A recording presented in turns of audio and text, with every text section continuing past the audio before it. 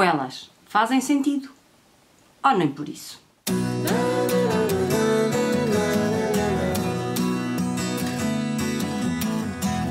Olá, eu sou a Pauloca e hoje venho-vos falar de prequelas. Prequelas são aquelas histórias que antecedem histórias que já estão publicadas.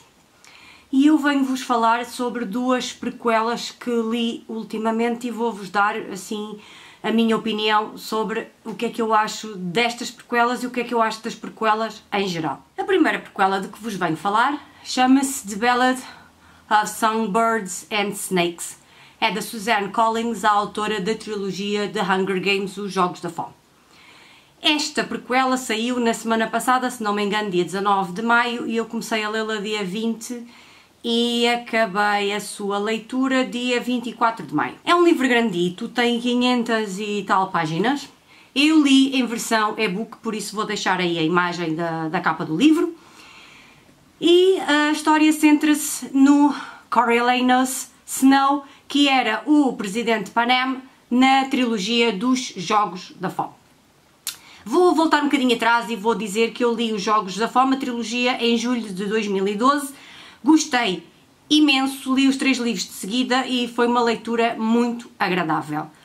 O que é que aconteceu com a prequela? A prequela centra-se no Coriolanus Snow, portanto ele na altura da prequela tem 18 anos, é um jovem adulto, entrou agora na fase adulta e vai ser mentor nos Jogos da Fome. Nos 10º Jogos da Fome, se não me engano. E vamos seguindo a perspectiva dele, como é que era a vida dele, ele que era um tirano, um déspota nos Jogos da Fome, vamos conhecê-lo agora com 18 anos, como é que ele era, como era a vida dele, e ver quando é que foi que ele se tornou o vilão que nós conhecemos dos Jogos da Fome. Já devem estar a perceber para a minha cara que a prequela não me convenceu muito, não gostei muito da perspectiva da história ser contada pelo próprio Snow, de não haver perspectiva de outras personagens, até de uma personagem que é a Lucy Gray, que tem um papel muito importante nesta história e não sabemos a parte dela, ela não conta o que é que se passou pelas palavras dela, só sabemos a história pelas palavras dele. O fim, para mim, foi muito abrupto, não sei, muito rápido, ele passou de uma fase a outra, não me convenceu propriamente. Dei 3 estrelas ao livro, não porque o livro seja mau, não considero que o livro seja mau, se calhar outras pessoas vão ler o livro e vão achar fantástico. No meu entender, esta prequela fazia sentido? Não fazia sentido. Vou guardá-la na minha memória para sempre? Não, vou guardar a trilogia dos Hunger Games comigo e esta prequela é como se não a tivesse lido, como se ela não existisse, porque, no meu entender, acabou por não fazer muito sentido ir buscar esta personagem e contar esta história. A segunda prequela que eu vos trago é La Cara Norte del Corazón, que é a prequela da trilogia do Bastin, da Dolores Redondo. A trilogia do Bastin já está publicada em português. Existem já filmes do primeiro livro e do segundo na Netflix, adaptações, e agora apareceu esta prequela, já não sei, eu acho que é do ano passado, eu ouvia em abril para o projeto da Ana Lopes, en abril leemos en español. Tinha alguma curiosidade com a prequela porque falava da Amaya, volta outra vez à infância da Amaya, que é a protagonista da trilogia do Bastin, e a Amaya desta vez está nos Estados Unidos a trabalhar com o FBI. Está na zona de Nova Orleans, na altura em que aconteceu o furacão Katrina, e está ali a desvendar uns casos de uns homicídios que vão aparecendo. O que é que eu achei desta prequela? A mesma coisa que achei da prequela anterior. Não me convenceu, por aí além, dei-lhe 3 estrelas, exatamente a mesma coisa, dei-lhe 3 estrelas. E porquê? Porque neste caso eu ouvi o audiobook, e estar a ouvir as histórias da Amaya quando era criança e a sua relação com a mãe, eu isso já conheço da trilogia, portanto isso não me trouxe nada de novo. Neste caso a protagonista é a mesma, mas não me trouxe nada de informação nova. E depois houve um caso que até me estava a despertar algum interesse, saber quem andava a matar aquelas famílias, e depois mete-se outra história pelo meio que eu acho que não fez muito sentido, que tirou ali um bocado o protagonismo àquele caso, o protagonismo à história dela com o FBI em Nova Orleans. não sei, não me conseguiu cativar a 100%, mas acho que não foi só a mim, pelas opiniões que eu vi, também houve pessoas que não acharam que não fazia qualquer tipo de sentido esta prequela. Trouxe alguma coisa de novo à história? Não, não me trouxe nada de novo, não é que tenha desgostado e odiado, mas acho que não era necessária. Isto tudo agora traz a pergunta, será que as prequelas fazem sentido? Será que trazem informações novas?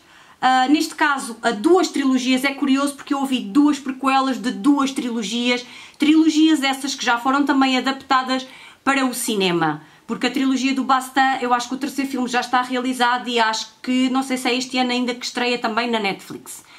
Portanto, eu penso assim, ok, duas autoras escreveram duas trilogias, cada uma teve o sucesso que teve atendendo ao país onde foi lançada. Claro, não vamos pensar que a trilogia do Baztan tem a mesma importância que tem os jogos da fama, os Hunger Games, mas são duas trilogias, são duas histórias que deviam ter ficado terminadas no terceiro episódio, no terceiro livro, e depois, uns anos mais tarde, vêm as autoras e vão escrever uma prequela. Uau, agora vou escrever o que se passou antes daquela trilogia. E isso faz sentido?